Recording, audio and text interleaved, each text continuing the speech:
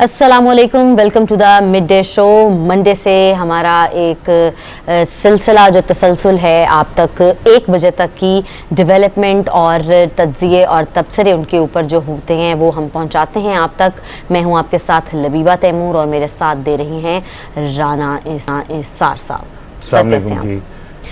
सुबह बखैर कहने लगा था। हाँ जी, दोपहर बखैर।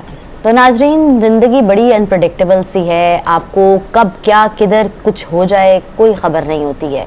हमारे चेयरमैन साहब अब्दुल जब्बार साहब थे जो कि पिछले हफ्ते हमारी उनसे मुलाकात हुई और आज वो इस दुनिया में नहीं है।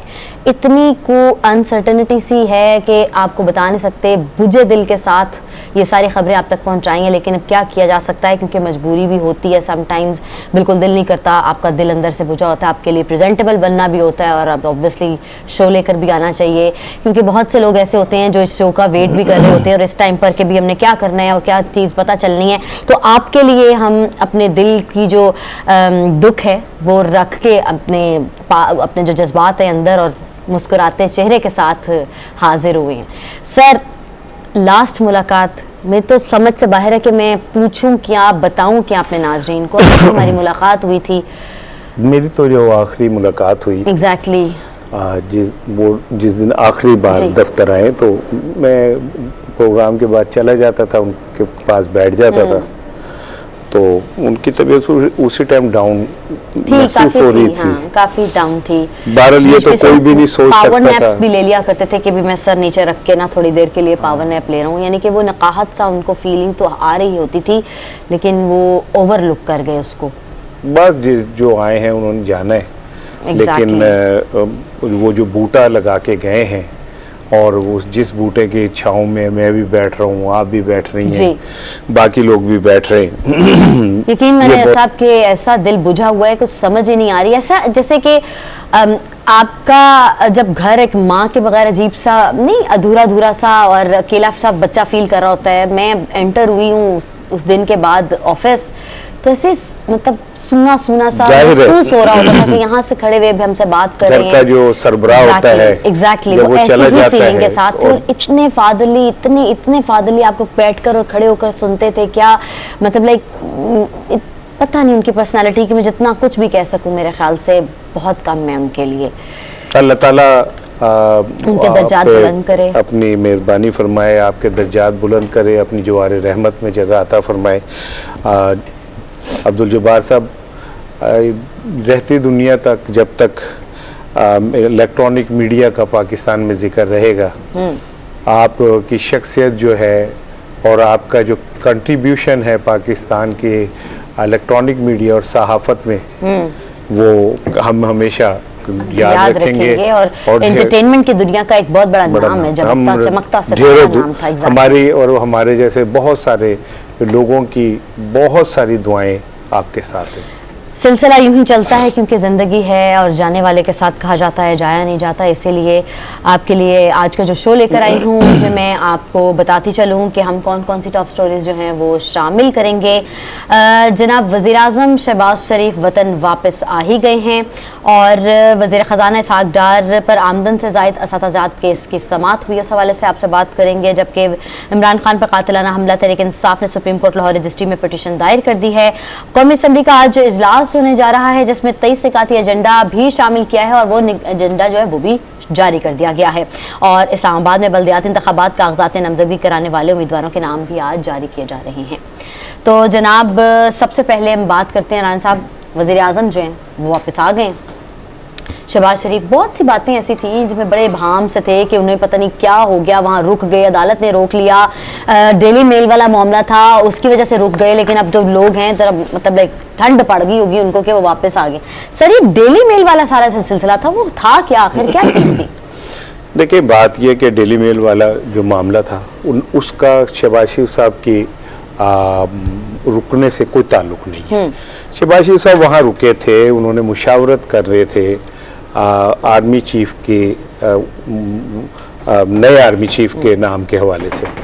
अब उसमें डेफिनेटली नवाज शरीफ साहब से उनकी मुलाकातें चल रही थी, 5 मुलाकातें हुई, एक दिन में 2 से 3 भी मुलाकातें हुई और उसमें उन्होंने एक डिसीजन लेना था, और फिर खाली आर्मी चीफ का नहीं था मामला, और भी जो पॉलिटिकल सिचुएशन है पाकिस्तान में, इमरान खान का लॉन्ग मार्च है और महंगाई है, उसमें नई स्ट्रेटेजी क्या बननी है, तो ये सारी चीजें थी जो शहबाज शरीफ साहब नवाज शरीफ साहब से राय ले रहे थे, क्योंकि नवाज शरीफ साहब मुस्लिम लीग नून के कायद हैं, और ये भी मानना पड़ेगा कि मुस्लिम लीग नून में नवाज शरीफ की अदम मौजूदगी का नुकसान ये हुआ कि पाकिस्तान में जितने इलेक्शन हुए आपको नजर आ गए। हाँ, समझ आ गई। नवाज शरीफ साहब अगर पाकिस्तान में हो तो फिर सिचुएशन कुछ और हो। हाँ, नून के बगैर जो है वो मुस्लिम लीग जरा डगमगाती ही नजर आती है। तो इसमें शहबाज शरीफ साहब की जो मुलाकातें हुई नवाज शरीफ साहब से, और उसमें कहीं थोड़ा सा मुझे ऐसा लग रहा था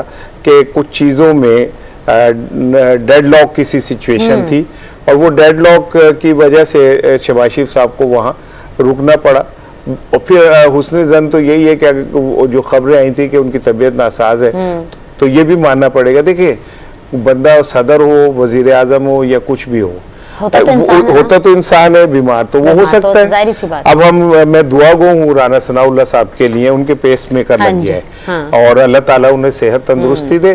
पाकिस्तान की जो सियासत है, इसमें हमने शायद ये समझ लिया कि सियासत का मतलब एक दूसरे को कुचलना ही है। तो सियासत मुल्क के लिए अगर है तो हमें एक दूसरे को बर्दाश्त भी करना पड़ेगा। अब ये जो शहबाज शरीफ साहब तशरीफ लाए ना वापस, तो मैं अब आपको बता दूं कि अगले माइट भी 2-3 दिन में आर्मी चीफ के नाम का ऐलान हो जाए, वो फैसला हो गया, और ये फैसला डेफिनेटली इस्टेब्लिशमेंट और नवाज शरीफ साहब और बाकी लोगों की मुशावरत से ही हुआ है।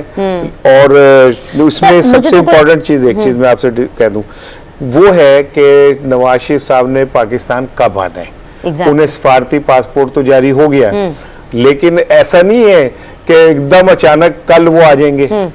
उसके लिए तो ऑब्वियसली एक प्लानिंग हुई होगी, प्लान के थ्रू आएंगे। जब वो आएंगे तो वो इस तरह नहीं होगा कि बस वो एकदम आ गए, उनका बाकायदा एक इस्तकबाल होगा, उनके लिए एक बड़ा शो बनाया जाएगा, और उस शो के लिए 1-2 दिन तो नहीं चाहिए। आपको पूरी मेहनत करनी है, आपको लोगों को मोबिलाइज करना है, आपने वसाइल के मुताबिक वो करना है। तो शहबाज शरीफ साहब 3-4 बड़े डिसीजन लेके आ गए, जिसमें आर्मी चीफ, जिसमें इलेक्शन, जिसमें इमरान खान की स्ट्रेटजी का जवाब, नवाज शरीफ साहब की वापसी, और जो माशी हालात हैं वो बड़े इंपॉर्टेंट है। ये 5 नुकाती एजेंडा था जो शहबाज शरीफ साहब वहाँ लेके गए थे नवाज शरीफ साहब के पास, और उसमें उनकी कंसेंट लेके, बल्कि उनकी हिदायत लेके आगे आने वाले 2-3 दिनों में अब आप देखेंगे कि मामला डिफरेंट हो जाएंगे। अच्छा सर, मुझे तो कोई कोताही नजर नहीं आती। ऑब्वियसली आप, जो बच्चा होता है वो भी अपनी मतलब वालिदा समझ लें, या किसी से भी जाकर वो कहता है कि मुझे ये बता दें, मैं इसका डिसीजन लेना चाहती हूँ। बहुत सी बातें सुनने में आई कि बाहर मशवरे होते हैं, फैसले जो हैं पाकिस्तान के बाहर के बैठे लोग करते हैं, वो तो आपको क्या कोताही नजर आई इसके अंदर कि नवाज शरीफ के पास शहबाज शरीफ गए कुछ मशवरे करने के लिए? मैं आपको बताऊं, नवाज शरीफ, मैंने जैसे कहा है कि वो मुस्लिम लीग नून के कायद हैं, तो जब मुस्लिम लीग नून के कायद हैं तो गाइडलाइन तो उन्होंने देनी है। और दूसरी एक इम्पोर्टेंट बात मैंने अभी आपको बताया, वो ये है कि मुस्लिम लीग नून वो नवाज शरीफ साहब के बगैर उसके कोई हैसियत नहीं है। ये अभी नजर भी आ गया। वो 3 बार वजीर आजम भी रहे, और 3 बार वजीर आजम रहने का मतलब ये है कि एक शख्स की पॉपुलैरिटी है, वोट बैंक है, और उस वोट बैंक को इससे इनकार मुमकिन नहीं है। सो नवाज शरीफ साहब के पास वो गए जाके जो भी है, लेकिन हाँ, इसमें एक सवाल जरूर पैदा होता है, वो ये है कि ऐसे हालात क्यों पैदा हो जाते हैं कि जो हमारी लीडरशिप है वो बाहर जाके बैठ जाती है, या टफ हालात के अंदर वो पाकिस्तान में नहीं होती। तो मेरा ख्याल है कि जो हमारे सियासी हालात हैं उनमें कहीं ना कहीं तब्दीली की ज़रूरत है।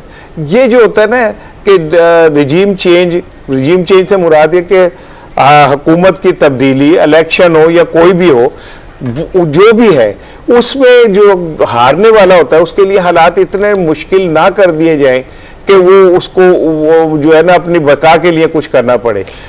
अच्छा, हमारे साथ मौजूद हमारे गेस्ट इंट्रोड्यूस करवाते चलूँ राना साहब में दोनों सीनियर तज्ज़ियाकार हैं। आमिर खाकवानी साहब ने हमें ज्वाइन किया, बहुत बहुत शुक्रिया सर आपका, और पीजे मीर साहब ने हमें ज्वाइन किया है, बहुत बहुत शुक्रिया सर आपका। क्या हाल है आपके? Thank you. मीर साहब, शहबाज शरीफ साहब वापस आ गए हैं, और अभी मैं ये बात कर रहा था, आप शायद हमारे साथ भी थे, कि वो डेफिनेटली अपने कायद से एक गाइडलाइन लेके आए हैं। तो आप समझते हैं कि आने वाले 3-4 दिनों में बड़े डिसीजन सामने आ सकते हैं? बिल्कुल आ सकते हैं, बिकॉज ऑब्वियसली जिस तरह अभी आपने जिक्र भी कर दिया कि PMLN जो है वो नवाज शरीफ के बगैर कुछ नहीं है। और शहबाज शरीफ, मैं पहले भी कहता हूँ, मेरा भाई है वो, लेकिन वो 0-0 है। जो नवाज शरीफ साहब कहेंगे वही पार्टी करेगी और वही शहबाज शरीफ करेंगे। अब जो उनकी एडवाइस होगी, नेचुरली उन्होंने उनको गाइड किया होगा, और उसके बाद इसका अमल हम अब देखेंगे कि 1-2 दिनों में क्या होता है। वापस आ गए, लेकिन इतनी जल्दी भी नहीं है कि ऑल ऑफ अ सडन अपने वो पत्ते खोल के रखते हैं सामने। वो बाकियों से भी मशवरा करेंगे, अपनी कैबिनेट से भी मशवरा करेंगे, और उसके बाद जो नवाज शरीफ साहब का पैगाम है वो उनको देंगे, और फिर उसके बाद एक शायद डिबेट भी हो, डिस्कशन भी हो, और उसके बाद फिर इसकी इम्प्लीमेंटेशन होगी। लेकिन यस, ये आपने सही कहा, अगले 2-4 दिन जो है ये काफी स्पेक्यूलेटिव है, और मैं कहूंगा कि काफी इमिनेंट भी हैं, क्योंकि जो हालात हैं आपने देख लिए हैं कि पाकिस्तान में इस वक्त इतने अच्छे हालात नहीं है। ठीक है खाकवानी भाई, ये बताइएगा कि जैसे अभी हम पीजे मीर साहब भी कह रहे हैं, मैंने भी यही बात की कि डिसीजन सामने आएंगे, तो आप समझते हैं कि जो वजीर आजम की फैसला करने की पोजीशन है वो बड़ी कमज़ोर है, और नवाज शरीफ साहब के एडवाइस के बगैर वो फैसला करने की पोजीशन में नहीं है, या फैसला दुरुस्त फैसला करने की पोजीशन में नहीं होते, या फैसला करने ही की नहीं पोजीशन में होते? नहीं, आपने दुरुस्त कहा, ऐसा ही है कि नवाज शरीफ साहब की फैसला करने की पोजीशन में नहीं है, और बदकिस्मती से नवाज शरीफ साहब भी बार बार ये बात शो करते हैं कि पाकिस्तान में जो एक शख्स वज़ीर आज़म बन के बैठा हुआ है वो बिल्कुल बेख्तियार है, उसकी कोई टके की हैसियत नहीं है, और जब भी मैं चाहूँ उसे बुलवा लूँ, बल्कि पूरी कैबिनेट को बुलवा लूँ। तो मियां नवाज शरीफ साहब भी इसको बार बार असल्ट कर रहे हैं और अपनी पावर शो करने की भी कोशिश कर रहे हैं। मेरा ख्याल है ये गलत है, होना ही चाहिए कुछ ना कुछ एक मैकेनिज्म होता है पार्टीज में। जब इंडिया में कांग्रेस में मनमोहन सिंह थे तो सोनिया गांधी की बड़ी पावरफुल पोजीशन थी, लेकिन भरम रखा जाता है जमहूरी निजाम में, पार्लियामानी निजाम में। आपने एक प्राइम मिनिस्टर देखे, क्योंकि कानूनी तौर पे लीगली और आईनी और हर लिहाज से तो वज़ीर आज़म ही चीफ एग्जीक्यूटिव है ना, उसने ही पार्लियामेंट से एक एतमाद का वोट लिया हुआ है। कुछ नवाज शरीफ साहब ने तो वोट नहीं लिया हुआ, पर प्रैक्टिकली तो शहबाज शरीफ साहब ने वोट लिया ना, पूरी दुनिया को वही रिप्रेजेंट कर रहे हैं। तो वो एक वज़ीर आज़म का जो एक ओहदा है, उसकी जो पावर है, उसका कोई भरम भी रखना चाहिए। तो ये इस तरह से मेरा ख्याल है उसका भरम खत्म होता है और पूरे जमहूरी निजाम का भरम खत्म होता है। और ये बात बार बार की जाती है, हम भी समझते हैं कि मियां नवाज शरीफ साहब के बगैर मुस्लिम लीग नून कुछ नहीं है, लेकिन ये भी बात राना साहब पॉलिटिकली बहुत ही गलत बात है। ठीक है, लेकिन मियां नवाज शरीफ साहब ने पार्टी बनाई ही नहीं है, पार्टी को इतना मजबूत ही नहीं किया सर, सुने ना, पार्टी सर्वाइव कर सके। खाकवानी साहब वो ठीक है, लेकिन शहबाज शरीफ साहब का मुस्लिम लीग नून के लिए कंट्रीब्यूशन और स्ट्रगल जो है उससे तो इनकार मुमकिन नहीं है। अगर आज मुस्लिम लीग नून जो है इक़्तिदार में है तो इसमें शहबाज शरीफ साहब की पॉलिटिकल विजडम, उनकी मैन्यूवरिंग, ये सारी चीज़ें मैटर करती हैं। तो आज मुस्लिम लीग नून इस पोजीशन में है ना कि वो इक़्तिदार में है और इमरान खान जो है वो बाहर बैठे, तो फिर उनको इख्तियार देना चाहिए ना, फिर शहबाज शरीफ साहब पे एतमाद भी करना चाहिए, उनको इख्तियार भी देना चाहिए, और उनको बड़े फैसले करने में कुछ उनको खुली छूट देनी चाहिए। हाँ, मियां नवाज शरीफ साहब मुशावरत करें, मुशावरत तो वो फोन के जरिए भी हो सकती है, मुख्तलिफ मैसेजेस के जरिए भी हो सकती है। वो अपना इनपुट जो है वो अपना उनको शहबाज शरीफ साहब से पहुंचा दे। एक और देखें, एक पॉइंट और भी है, इस पर आप गौर करें, यानी पाकिस्तान के जो फैसले, अहम तरीन फैसले जो करने की कैपेसिटी रखता है, वो बंदा इंग्लैंड में बैठा हुआ है। ठीक है, मियां नवाज शरीफ साहब इंग्लैंड में बैठे हुए हैं, और ये एक और मुल्क में बैठे हैं ना, गैर मुल्क में बैठे हैं। तो ये भी एक वल्नरेबिलिटी बढ़ा देती है चीज कि भी हुकूमत इंग्लिस्तान जो है, इंग्लैंड की हुकूमत उन पे या कई चीजों पे आपको पता है वर्ल्ड पावर्स हैं, वो एक पूरी पावर गेम होती है, वो असरअंदाज होने की बहुत सी चीजों में पोजीशन में होती है। तो एक वल्नरेबिलिटी बढ़ जाती है कि आपकी स्टेट के जो अहम तरीन डिसीजन हैं, और पाकिस्तान में आर्मी चीफ का डिसीजन बहुत ही अहम डिसीजन है। आप जानते हैं कि यही इसी डिसीजन पे पता लगता है कि फॉरेन हमारे जो टूर विजिट्स हैं वो कैंसिल हो जाते हैं, हुकूमतें नाराज हो जाती हैं, आलमी कुव्वतें कि वो बहुत से मसाइल बहुत ही मैं इस तरफ आ रहा हूँ मीर साहब जी, मैं इसी तरफ आ रहा हूँ मीर साहब। खाकवानी साहब का जाहिर है अपना एक नुक्ता नज़र है, लेकिन डेफिनेटली पार्टी है और पार्टी की एक हिरार्की है, कायद डिसीजन तो कायद के ही चलते हैं, लेकिन वो बाकी सीनियर रहनुमा भी वहाँ मौजूद होते हैं जो अपनी अपनी आउटपुट देते हैं।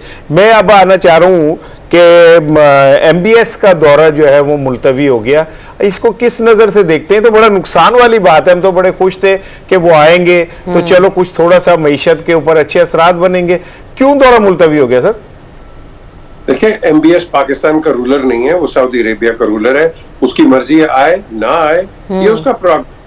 At the end of the day हमें ये कोई भी हो उस पर बैंक नहीं करना चाहिए। यही तो बात हो कि आप क्या सऊदी की गुलामी में जाएंगे, अमेरिकनों की गुलामी में, चाइना की, रशिया की? आप खुद एक सॉवरेन मुल्क हो यार, जिसने आना है वो बड़ी खुशी से आए, हम उसको वेलकम करेंगे।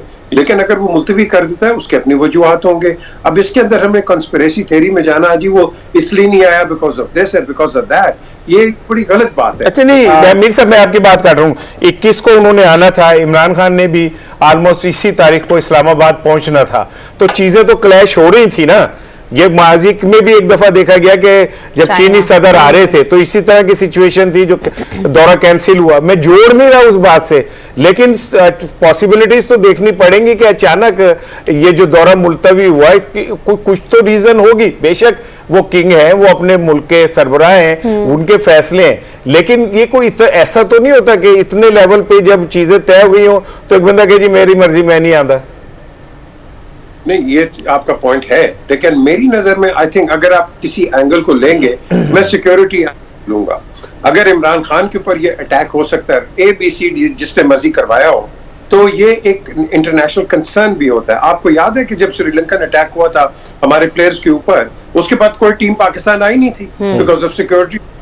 आज यही वजह, आई कैन इमेजिन कि अगर इतना ब्लेटेंट अटैक हो गया है और अभी तक लेट्स से उसकी FIR भी नहीं कटी, वो हमें पता भी नहीं कि क्या हो रहा है, खैर हमें पता भी क्यों हो, ये सिक्योरिटीज का काम है। But at the end of the day message जो बाहर जाता है इंटरनेशनली वो काफी डेंजरस जाता है। अमेरिका ने आपका बड़ा जबरदस्त दोस्त बनता है, नॉन नेटो एलाई बनता है, उसकी ट्रैवल एडवाइस ब्यूरो में क्या है, Pakistan is a dangerous state, go at your own risk, be careful, हर चीज वो आपको दोस्त भी बनता है, एडवाइस भी आपको देता है।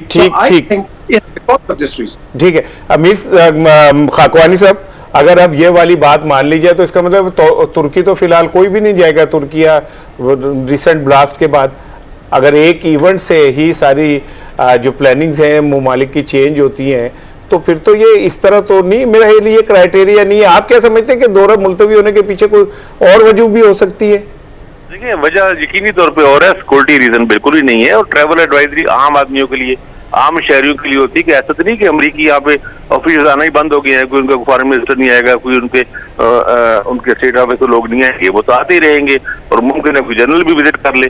तो ये जो दायरे हाई प्रोफाइल विजिट्स होते हैं उनकी सिक्योरिटी तो बहुत ही 100 गुना ज्यादा होती है। ट्रैवल एडवाइजरी तो आम लोगों के लिए होती है। और क्रिकेट टीम एक पब्लिक इवेंट होता है, क्रिकेट टीम आ रही है, उसमें पब्लिक इवेंट ज्यादा खतरा होता है। तो इसमें मोहम्मद MBS ने कौन सा यहाँ पे आके शालीमार बाग में उन्होंने जल्द से खिताब करना था, या मोची दरवाजे में आना था, या उन्होंने लाहौर की सड़कों में आके घूमना था, या इस्लामाबाद में, या और जगहों पर। ये तो दायरे बहुत ही हाई प्रोफाइल इनके विजिट होते हैं और बहुत ही एक सिलेक्टेड से लोग होते हैं, बहुत ही क्लोज। और मेरा नहीं ख्याल कि ये कोई सिक्योरिटी थ्रेट है, सिक्योरिटी रीजन की वजह से है। मेरी वैसे मालूमात के मुताबिक ये एजुकेशन से मुतल्लिक भी नहीं है। अच्छा, इमरान खान के लॉन्ग मार्च से मुतल्लिक भी नहीं है, कुछ और चीजें उसके पीछे हैं।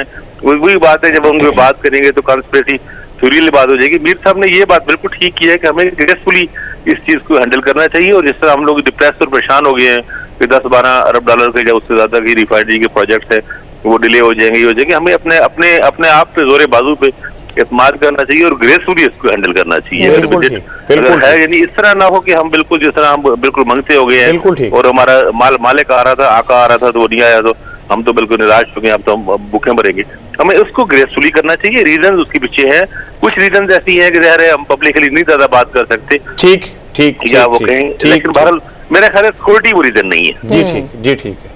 अब मेरा ख्याल है हाँ, और ब्रेक के बाद दोबारा बहुत बहुत शुक्रिया। मेरे साथ मौजूद थे आमिर खकमानी साहब और पीजे मीर साहब, अपना सीनियर तज्जियाकार थे दोनों, और अच्छा मशवरा और तज्जिया दे रहे, मशवरा कह रही हूँ, तज्जिया दे रहे थे हम। यहाँ वक्त हुआ है एक ब्रेक का, हमारे साथ रहिएगा, जुड़े रहिएगा, कहीं मत जाइएगा। Welcome to the mid day show. नाजरीन, इमरान खान पर कातिलाना हमला तहरीक इंसाफ ने सुप्रीम कोर्ट लाहौर रजिस्ट्री में पटिशन दायर कर दी है। राना साहब, इससे पहले कि हम इसके ऊपर तबसरा करें, मुझे याद आई बात, मैंने आपसे पूछना था, आपकी मुलाकात हुई इमरान खान साहब से? जी, मेरी आपने आके अपना कोई तज्जिया दिया? जी। तो तज्जिये में आपने क्या बम फोड़े थे कि समझ से बाहर है कि मैंने वो पढ़ा, फिजुल्ला नियाज़ी साहब ने जो प्रोग्राम में अपने स्कोर कार्ड पे भी स्पेशली उसके ऊपर इतने ढेर सारे तबसरे हो गए।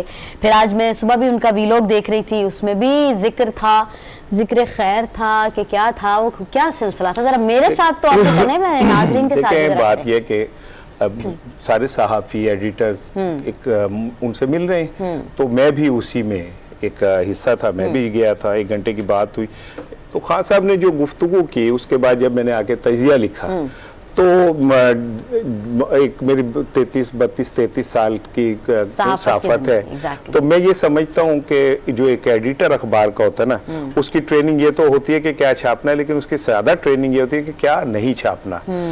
तो जो शख्सियात के मुतालिक उन्होंने गुफ्तगू की, वो मैंने उस पर लिखा कि वो जो गुफ्तगू की मैं बावजूद वो लिख नहीं पाऊंगा, लेकिन इसका जो नियाज़ी साहब का वो बड़े भाई हैं मेरे, वो मुझसे बहुत शफकत करते हैं, लेकिन नियाज़ी साहब ने जो वो वीलॉग किया और गुफ्तगू की, उससे ऐसा लगा कि शायद खान साहब ने को गालियां दी या कुछ, ऐसा कुछ नहीं था। वो दोनों शख्सियात के ऊपर बात की। ये मेरी मर्जी है बीइंग जर्नलिस्ट के मैं वो कोड ना करूं, मैंने कोड नहीं किया। तो जलसों में भी खुलेआम बात करते हैं, हाँ जी, करते रहते हैं, लेकिन कुछ चीजें वो बहरहाल ऐसी थी जो मैं नहीं चाहता था कि मैं शेयर करूं। आपकी तरफ से बीइंग जर्नलिस्ट मेरी एक जिम्मेदारी थी, तो वो उस पे क्या कहते हैं, नियाजी भाई ने जरा थोड़ा कम ज्यादा ही चुकता। उन्होंने तो मुझे कहा कि मैं पीटीआई उनका इमरान खान का डाई हार्ड वर्कर हूँ, तो मैं भाई सहाफी हूँ, और इमरान नवाज शरीफ सही करेंगे, मैं नवाज शरीफ के साथ, शहबाज शरीफ सही करेंगे, मैं शहबाज, मेरा जो मेरे अपना विजन है वो मेरा कॉलम में बोलेगा, लेकिन बीइंग जर्नलिस्ट मैं किसी का डाई हार्ड वर्कर नहीं हूँ, मैं एक सहाफी हूँ। क्लियर कर दिया ना मुझे, मैंने कहा मुझे भी जरा तशवीश सी हुई कि कहा जा रहा है, जरा मोहब्बत में कुछ थोड़ा सा कहा जा रहा है। मैंने कहा मैं ऑन एयर आके पूछती हूँ आपसे कि ये क्या मामला है, क्या हुआ था। अच्छा, हमारे साथ मौजूद हैं एडवोकेट जनरल पंजाब अहमद अवैस साहब, बहुत शुक्रिया सर आपका, आपके कीमती वक्त का। सर, इमरान खान पर जो कातिलाना हमला तहरीक इंसाफ ने सुप्रीम कोर्ट लाहौर रजिस्ट्री में पिटीशन दायर कर दी है, इसके ऊपर ओवर जी। सर, वो पिटीशन तो दायर हो गई है, अब वहाँ पे जो गुफ्तगू हुई वो भी जो पीटीआई के वो लीडरशिप की थी वो बड़ी ज़बरदस्त थी कि हम तो अदालत के ऊपर बहुत ट्रस्ट करते हैं और ये और सारा। तो सर, एफआईआर जो दर्ज हुई, आप खुद एडवोकेट जनरल हैं, तो पंजाब हुकूमत इतनी कमज़ोर है कि वो एक एफआईआर इमरान खान साहब की जो उनके कायद हैं उनकी मर्जी की नहीं कर सके, तो क्या परवेज इलाही साहब और इमरान खान साहब दो अलग-अलग पेजेस पे हैं? नहीं, ऐसी बात नहीं है, बिल्कुल इमरान खान और परवेज इलाही जो हैं वो एक ही पेज पर हैं और इसमें कोई ऐसा डिफरेंस नहीं है। लेकिन मैं आपको बताऊं, जो एक डिफिकल्टी आई वो ये थी कि आईजी पुलिस जो है वो फेडरल गवर्नमेंट की तरफ से यहाँ पे इंस्टॉल हुए थे, being the employ of federal government, और उनकी इंस्ट्रक्शन जो फेडरल गवर्नमेंट की तरफ से इशू हुई है कि इमरान खान की तरफ से कंप्लेंट जो होगी उसके ऊपर एफआईआर नहीं करानी, लिहाजा उन्होंने नहीं होने दी। और लेकिन कैबिनेट ने बकायदा अपनी एक मीटिंग के अंदर उनके ऊपर मिसट्रस्ट किया है और उसके बाद उनको हटा दिया गया है। अच्छा सर, नहीं, लेकिन सर, सुप्रीम कोर्ट ने तो ये कहा फैसल शाहकार साहब को कि आपको एफआईआर करने से कौन रोक रहा है, तो उन्होंने कहा कि मुझे तो परवेज इलाही रोक रहे। नहीं, ये नहीं कहा उन्होंने, मैं कोर्ट में था, ऐसी बात नहीं हुई है। उन्होंने कहा कि जी आप अभी तक 4 दिन गुजर गए, एफआईआर क्यों नहीं हुई? तो उन्होंने गोलमोल जवाब देने की कोशिश की, तो उसके ऊपर फौरन सुप्रीम कोर्ट ने वो चीफ जस्टिस साहब ने इंटरप्ट किया और उन्होंने कहा कि देखें 24 मैं कुछ सुनना नहीं चाह रहा, 24 घंटे के अंदर एफआईआर रजिस्टर करें आप। नहीं, लेकिन अहमद अवैस साहब जो क्या कहते हैं तमाम मीडिया में कोड हुआ है, तमाम मीडिया ने जो वहां पे रिपोर्टर्स मौजूद थे उनका कहना है कि फैसल शाहकार साहब ने कहा कि मुझे तो परवेज इलाही एफआईआर दर्ज नहीं करने दे रहे, जिस पे फिर सुप्रीम कोर्ट ने उन्हें कहा कि आप काम करें, अगर आपके काम में कोई मुदाखलत करे तो हमें बताएं। हाँ, लेकिन वहां पे लेकिन फैक्चुअल पोजीशन जो है मैं आपको बता रहा हूँ कि ये परवेज इलाही साहब की तरफ से कोई इंसिस्ट ये वो कर रहे थे कि जो इमरान खान साहब जो कंप्लेंट जिनके ऊपर हमला हुआ है, जो जख्मी हुए हैं, जो उनकी कंप्लेंट है उसके मुताबिक आप एफआईआर करें। वो कहते थे कि नहीं कि हम ये एफआईआर नहीं करेंगे, हम तो एक पुलिस की तरफ से एफआईआर कर देंगे जिसमें जो है ये नाम उसका प्राइम मिनिस्टर का शहबाज जिनको उन्होंने एक्यूज किया था और राना सनाउल्लाह को, इन दोनों को हम बीच में जो है नहीं बनाना चाहते। अच्छा सर, आप पंजाब हुकूमत का हिस्सा हैं। इमरान खान साहब ने जो गुज़िश्ता मुलाकातें की उसमें मैं भी मौजूद था और उन्होंने ये परवेज इलाही साहब के हवाले से कोई अच्छे उसका नहीं इज़हार किया और उन्होंने बरमला कहा कि वो विकेट के दोनों तरफ खेल रहे हैं। ये मुझे नहीं मालूम कि क्रिकेट का मैं प्लेयर नहीं हूँ कि वो दोनों तरफ खेलने से मुराद क्या थी। नहीं सर, अब आप तो इतने बड़े वकील हैं, इतने बड़े लॉयर हैं सर, आपको ये नहीं पता कि विकेट के दोनों तरफ कैसे खेला जाता है सर?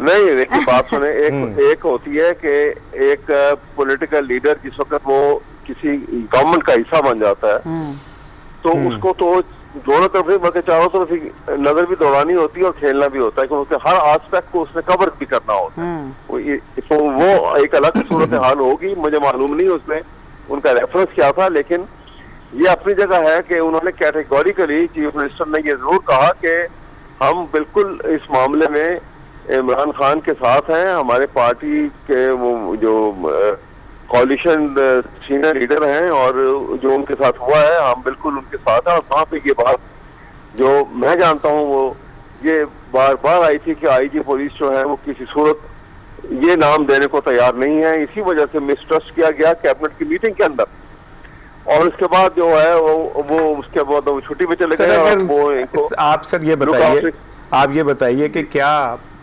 कोई भी सूबाई हुकूमत इतनी कमज़ोर होती है कि वो अपने आईजी को जो उनका आईजी होता है वो कहता है कि मैं तुम्हारी बात नहीं मानूंगा? इतनी कमज़ोर हुकूमत भी होती है? नहीं होती, नहीं होनी चाहिए, लेकिन ये यहाँ जो अनोमली जो है इसका इवेंचुअली वो ये मामला आगे निकलेगा क्योंकि चीफ सेक्रेटरी को और आईजी पुलिस को फेडरल गवर्नमेंट जो है वो लगाती है जो गलत है।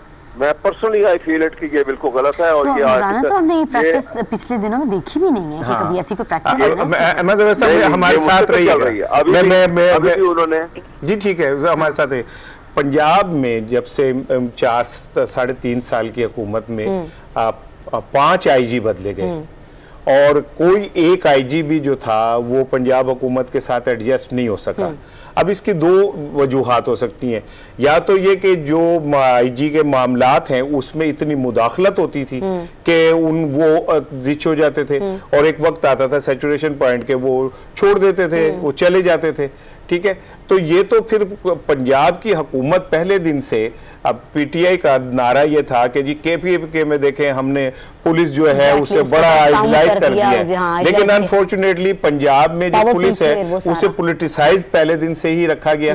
और ये फैसल शाहकार साहब का जो इवेंट है ये कोई पहली दफा नहीं हुआ। आईजी के साथ पंजाब हुकूमत के मामलात माजी में भी खराब होते रहे और अब आप देखें ना कि चीफ सेक्रेटरी ने भी काम करने से इनकार कर दिया, आईजी ने भी इनकार कर दिया। सर ये क्यों मुदाखलत होती है सरकारी अफसरों के कामों में और उनको काम नहीं करने दिया जाता और फिर पंजाब में कोई आईजी सेटल ही नहीं हो सका? हर बारी गलती आईजी दिन निकल आती है, पंजाब हुकूमत बहुत मासूम होती है। मतलब जी वैसा आप हमारे साथ हैं जी। मैंने कहा मैं इसका जवाब दूं आपको क्योंकि ये रेलेवेंट क्वेश्चन है जो ये आपने सारी बात की है।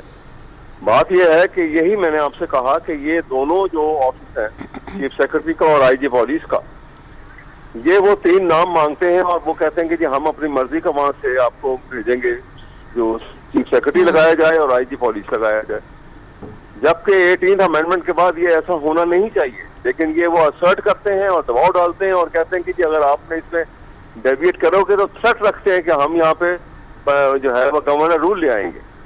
गवर्नर रूल तो है दबाने का। सर गवर्नर रूल तो अब पॉसिबल ही नहीं रहा, ये तो धमकियों की हद तक है। लेकिन आप जब नीचे से सीसीपीओ को अपलिफ्ट करते हैं और आईजी के इख्तियारात को कम करते हैं तो, और अभी ये तो हालिया में डोगर साहब को आपने जिस तरह अपलिफ्ट किया, फिर उनके साथ जिस तरह खड़ी हुई पंजाब हुकूमत, उससे तो ऐसा लग रहा था कि आप पुलिस के अंदर भी एक पॉलिटिक्स करके और इक्तिदार का जो तवाज़ुन पॉलिटिक्स है। देखिए ना, सीसीपीओ का तो ताल्लुक लाहौर के साथ है, ये कंट्रोल वो जो है वो तो उसने लाहौर के हद तक उसका पूरा कंट्रोल उसके पास होगा। और आईजी ने तो जब पंजाब की हुकूमत के मैंडेट को जो है वो अमल करने के ऊपर और उसको एग्जीक्यूट करने पे या एनफोर्समेंट के लिए उससे इंकारी हुए कि जी उनका फेडरल गवर्नमेंट का मैंडेट और है, तो उसके ऊपर ही उनके ऊपर नो कॉन्फिडेंस, उनके एक लैक ऑफ कॉन्फिडेंस किया गया कैबिनेट की मीटिंग के अंदर। और उसके बाद वो अब छुट्टी पे चले गए। अब ऑफिशिएटिंग चार्ज में एक जो लुकिंग आफ्टर चार्ज पे दूसरे जो है वो करेंगे। सर बहुत शुक्रिया। जनरल पंजाब अहमद अवैस हमारे साथ मौजूद थे। और अब हमें यहाँ एक छोटा सा ब्रेक लेना होगा और हमारे साथ जुड़े रहिएगा, कहीं मत जाइएगा, stay with us. Welcome back to the mid day show. और हम अपना शो कर रहे हैं और इतनी बड़ी डेवलपमेंट हुई है क्रिकेट में और हम उसका जिक्र ना करें, तौबा तौबा, ऐसे नहीं मुमकिन हो सकता है जी राना साहब। बिल्कुल ऐसे ही है। और इतनी दुआएं, मिन्नतें और अनथक मेहनतों के बावजूद हम लोग जो फाइनल में पहुंचे, लेकिन सर मेरा दिल मुतमईन है क्योंकि हम लोगों ने जोर लगाया, बहुत जोर लगाया और 138 का जो हम लोग टारगेट दिया था उसको चेस आराम से कोई भी कर सकता था, हमने नहीं करने दिया। मिर्जा इकबाल बेग साहब से ज्यादा अच्छे ऑथेंटिक कोई नहीं हो सकते। लेकिन सिर्फ एक जुमले के साथ मैं मिर्जा साहब की तरफ जाऊंगा कि मैं पर्सनली ये समझता हूँ कि पाकिस्तान अगर चैंपियन बनता बड़ी खुशी होती, लेकिन मैं अंदर से मुतमईन नहीं था। अगर वो चैंपियन बन भी जाते तो ये चैंपियन कहीं नजर नहीं आया कि चैंपियन वाला खेल था। मिर्जा भाई क्या वजह हुई, हम वो जो तवक्कुआत रखते थे वो पूरी नहीं हुई, ठीक है फाइनल में तो आ गए। बहुत बहुत शुक्रिया इशार राना साहब और लबीबा। और मसला यही है कि हम चैंपियंस की तरह नहीं खेले, हम सिर्फ एक मैच चैंपियंस की तरह खेले थे। वो हमारा सेमीफाइनल मैच था न्यूजीलैंड के अगेंस्ट, जिसमें नजर आया कि पाकिस्तान की टीम वही टीम है कि जो माजी में शानदार कारकर्दगी पेश करती चली आ रही है, लेकिन भारत के खिलाफ हारना, जिम्बाब्वे जैसी टीम से हारना, वो यकीनन हमारे लिए लम्हे फिक्रिया था। इसके बावजूद 12 टीमों में से हमारी टीम वो दूसरी टीम थी, मतलब 2 टीमें फाइनल में पहुंची और हमारी टीम फाइनल में पहुंची। ये भी किस्मत की यावरी थी हम पर, खिलाड़ियों के लिए लोगों की दुआएं भी थी। लेकिन कल का मैच हमें जीतना चाहिए था राना साहब। मैं समझता हूँ कि जिस तरीके से हमने बैटिंग की, आखिरी 4 ओवर्स में हमने 19 रन बनाए। बताएं T20 मैचेस में आखिरी 4 ओवर्स में कौन सी टीम 19 रन बनाती हमने, जिसकी वजह से टारगेट 138 का हो गया। अगर 150 रन हम बनाते तो डेफिनेटली मैच फंस जाता। अच्छा सर, हमारे साथ शाहीन शाह अफरीदी वाला भी सीन हुआ ना कि उस बेचारे की तबीयत भी खराब हो गई, जिसकी वजह से हम शायद अच्छी बॉलिंग और कर पाते और वो चेज ना कर पाते। ये भी एक फैक्टर तो है, लेकिन ये कि उन्होंने ये बात कही नहीं कि हम इस वजह से हारे हैं। इनको पता था कि ये नहीं, बाबर आजम ने बात की है इस पे। जी बाबर आजम ने लबीबा कहा था कि शाहीन शाह अफरीदी का अंतिम था, लेकिन वो कौन से ओवर में गए थे ये भी देखें आप। हाँ, लास्ट वाले, लास्ट वाले, सेकंड थर्ड था। उसके बाद फिर उन्होंने तनवीर से करवा के और स्कोर खा। अच्छा मिर्जा भाई ये बताएं, ये एक इल्जाम जो लग रहा है कि ये जो टीम थी ये तो बाबर आजम के दोस्तों की टीम थी और बाबर आजम की कप्तानी पे भी क्वेश्चन मार्क लगा है, तो क्या बेहतर नहीं होगा कि बाबर आजम की परफॉर्मेंस जो है वो भी दबी बीइंग कैप्टन, तो अगर उनको थोड़ा सा आज़ाद किया जाए और उनके बैटिंग के ऊपर कॉन्सेंट्रेट करें वो, और ये जो दोस्तों वाला मामला ये क्या है? देखिए इसमें फेवरेटिज्म तो है कि बाबर आजम चूंकि बड़े प्लेयर हैं तो वो ताकतवर बन गए और उनके आगे चलती नहीं है सकलैन मुश्ताक, मोहम्मद यूसुफ की। सकलैन मुश्ताक तो हेड कोच है, तो बाबर चाहते हैं कि अपनी मर्जी के लड़के खिलाएं जिन पर वो इत्मीनाद करते हैं, और वो चाहते हैं कि उनकी टीम बने।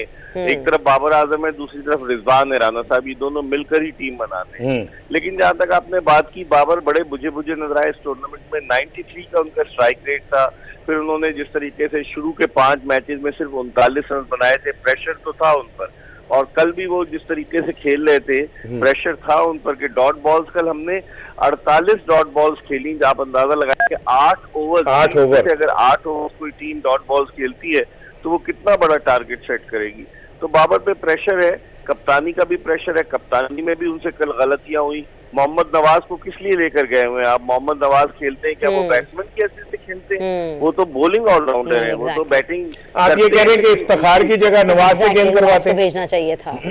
बिल्कुल करानी चाहिए थी मेरी राय में। सब यही कह रहे हैं। बाबर आजम ने पूरे नहीं ओवर कभी भी कराए। अच्छा मिर्जा भाई, हमारे जो टॉप 5 बैट्समैन है टूर्नामेंट में, उसमें भी हमारा कोई नहीं, टॉप 5 बॉलर में भी कोई हमारा नहीं, आप ज्यादा छक्के मारने वालों में भी कोई नहीं, ज्यादा चौके मारने वालों में भी कोई नहीं, highest scorer highest wicket takers में भी कोई नहीं। तो ये क्या हमारे लड़कों को अचानक क्या हुआ, एकदम इतना बुझ क्यों गए? और अगर ये अफरीदी जख्मी था तो उसे क्यों खिलाया गया, उसके कैरियर को दांव पे क्यों लगाया गया? यही तो $1 मिलियन क्वेश्चन है।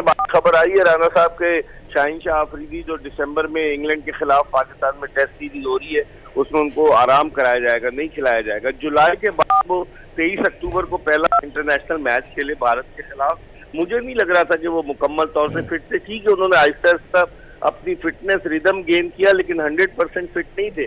और आप देखें ना, कल कैच लेते हुए जब वो घुटने के बल गिरे तो उनकी वही इंजरी दोबारा से आ गई। और मजे की बात है कि जो डॉक्टर उनका रीहैब कर रहे थे लंदन में, वो डॉक्टर साहब, डॉक्टर जफर खुद भी वहाँ ऑस्ट्रेलिया पहुंचे हुए थे, ट्वीट्स कर रहे थे। फिर उसके अलावा पाकिस्तान क्रिकेट बोर्ड के डॉक्टर नजीब सुमरो साहब वो भी थे। तो फिटनेस, फिर फखर जमान के बारे में कहा गया उनको रीहैब कराया जा रहा है। जब वो पहुंचे लंदन से ऑस्ट्रेलिया तो वो अनफिट हो गए, फिर उनकी जगह मोहम्मद हारिस को ट्रैवलिंग रिजर्व में से निकाल के रखा गया। तो फिटनेस प्रॉब्लम है और इस पर पाकिस्तान। अच्छा, मैं मिर्जा साहब से ये पूछना चाह रही हूँ कि ये जो T20 है मिर्जा साहब, T20 में ओवरऑल अगर जनरली बात करें तो आपको क्या लगता है पाकिस्तानी टीम अंडर प्रेशर थी या ओवर कॉन्फिडेंट थी? कारकर्दगी के हवाले से तो बड़ा अजीब सा हमारा ना मायूस कुन सा, बस कुछ कह भी नहीं सकती मैं। शिकार थी लबीबा, मैं समझता हूँ पाकिस्तानी टीम दबाव का शिकार थी, वरना टैलेंट बहुत है। आप वही ना। अच्छा मिर्जा भाई, हमारी एक्सपेक्टेशंस बहुत थी। ये बताएं कि मोहम्मद आमिर, शुएब मलिक दस्तयाब थे। शुएब मलिक अगर होते तो मिडल ऑर्डर आपका मजबूत हो जाता, एक ज़हीन बंदा भी मिल जाता, ऑफ स्पिनर भी अच्छा तजर्बेकार मिलता। मोहम्मद आमिर भी जो लीग शीग खेल रहा है उसमें बहुत अच्छा है। तो ये बोर्ड भी क्या दोस्तियों का शिकार हो गया और हमारे बाबर आजम के साथ इतना नीचे चला गया, लग गया कि वो कहते हैं कि जी जो लड़के अवेलेबल हैं और अच्छे हैं उनको भी नहीं खिलाना? देखिए, दरअसल रमीज राजा साहब की पॉलिसी है पीसीबी की कि पीछे की तरफ मुड़ के ना देखा जाए, मुस्तकबिल की फिक्र की जाए। इसीलिए वो ना तो शुएब मलिक को टीम में शामिल किया गया, ना इसी तरीके से मोहम्मद आमिर को टीम में शामिल तो किया। ये मोहम्मद इफ्तिखार जो है, ये मोहम्मद इफ्तिखार हमारा ब्राइट फ्यूचर है, 40 साल की उम्र का। नहीं, वो उनकी ऑफिशियल एज जो है राणा साहब 31 साल है। 32 साल आपने माशाल्लाह, लेकिन अच्छा वो ब्राइट फ्यूचर है हमारा ब्राइट फ्यूचर है। यंग है ना, बहुत यंग है माशाल्लाह। अच्छा, एज की बात अपनी जगह हम कह देते हैं ना, वो जो कल उन्होंने जिस तरह से अच्छा सर ओवर को खेला है ना, मेरे दिल पे क्या आखिरी सवाल, जो ड्रीम टीम बनी है आईसीसी की उसमें सिर्फ हमारे शादाब और शाहीन को लिया गया है, तो शाहीन तो बेचारा अनफिट है। जो दुनिया का नंबर 1 बैट्समैन है उसे नहीं लिया गया, T20 का जो हाईएस्ट स्कोरर है रिजवान उसे नहीं लिया गया। तो ये कहीं वहां पे भी कोई बाबर आजम तो नहीं बैठा हुआ जो जरा अपने दोस्तों को पता कर रहे हैं? राणा साहब, उन्होंने इस T20 वर्ल्ड कप की परफॉर्मेंस की बेसिस पर 11 खिलाड़ियों का इंतखाब किया जिन्होंने एक्स्ट्राऑर्डिनरीली परफॉर्म किया, उनको उन्होंने सेलेक्ट किया। पिछली T20 वर्ल्ड कप में बाबर आजम ने सबसे ज्यादा 303 रन बनाए थे, तो लास्ट ईयर जो हुआ था, तो बाबर आजम उसमें आए थे। अब विराट कोहली ने रन बनाए, इसलिए विराट कोहली और सूर्य कुमार यादव को लिया है और दीगर प्लेयर्स को, बटलर्स को लिया है।